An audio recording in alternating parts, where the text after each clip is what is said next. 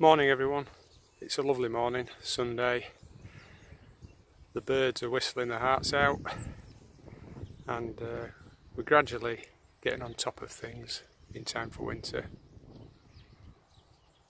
You can see that we've had quite a bit of rain and that's making everything stand out nice and green, and the squash look lovely as well. The dailies have taken a little bit of a battering with the rain and the storms that we've had recently, but the squash are almost there, not quite.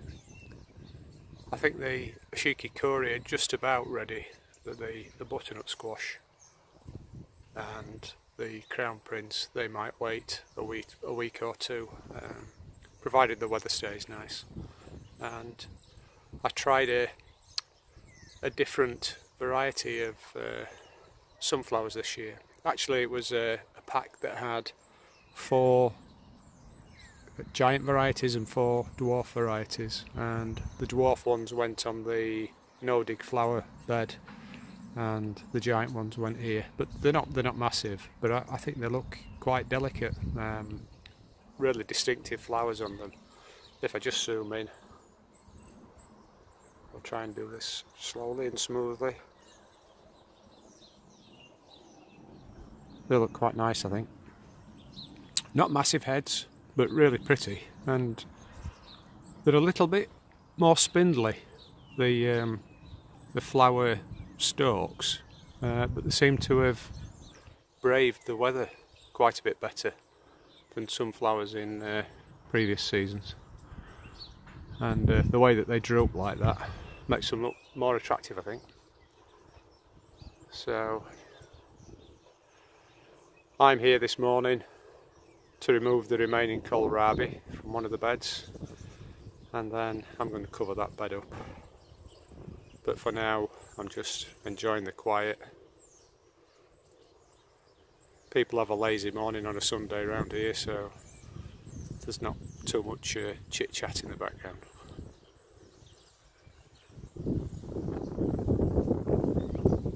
Catch you later. This is the last of the kohlrabi on the large 10x5 no-dig bed on the no-dig allotment, and I'm going to take these up now because you can see some of them are quite large and I don't want them to get really woody. There are about 8 plants, so I'm going to take them up. We'll get them home in the fridge, and I'm going to give the leaves to my friend Ruby, who's just come down on the paddock, and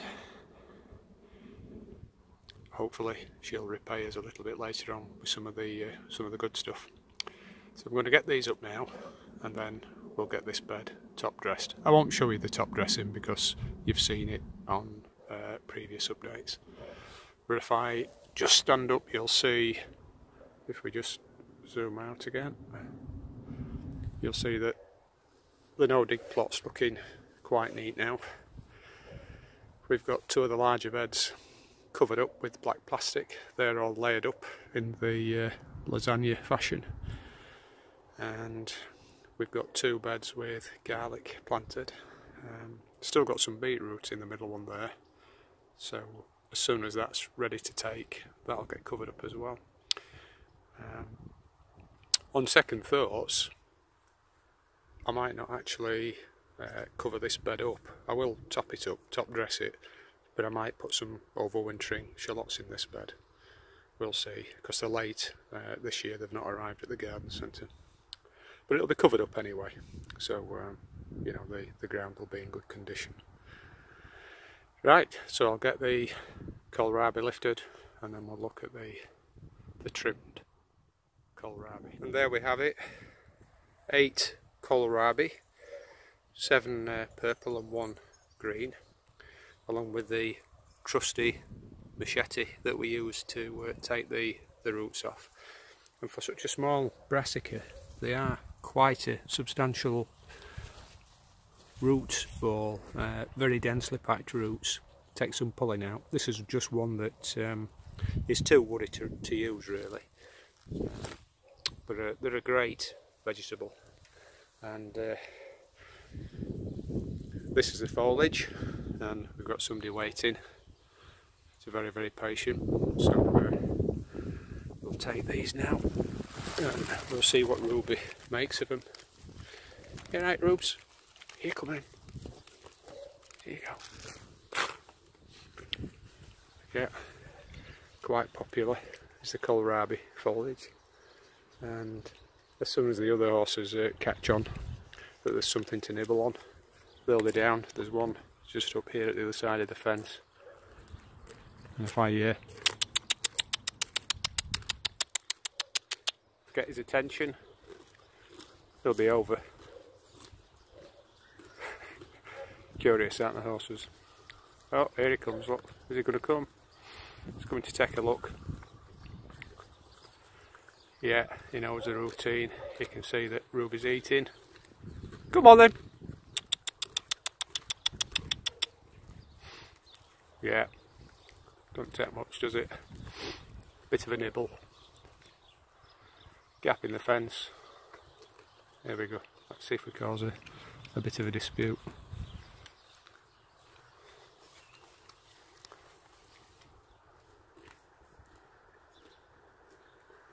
They've been together quite a while now, these horses, but they were quite tetchy with one another when they were first put together. Now you see, smaller ones are where the other ones come. And there we go, we've got two. As if by magic. But as I say, they know the routine, these two. Ruby's just taking some away. She wants to be certain. Yeah, big horse has got the lion's share, as usual. Right, I think I'll get off for my lunch now, and I'll catch you later. Hi everyone, welcome back. Half day for me today, so I'm really happy. The sun's out, it's just up there, so if I'm squinting a little bit, that's why. But the sky's blue. I'm just having a leisurely couple of hours down on the plot. Now, before I move you on to the next section, which is a collage of pictures on the no-dig border, I just wanted to say a quick thank you to Steve Ott, the editor of Kitchen Garden magazine.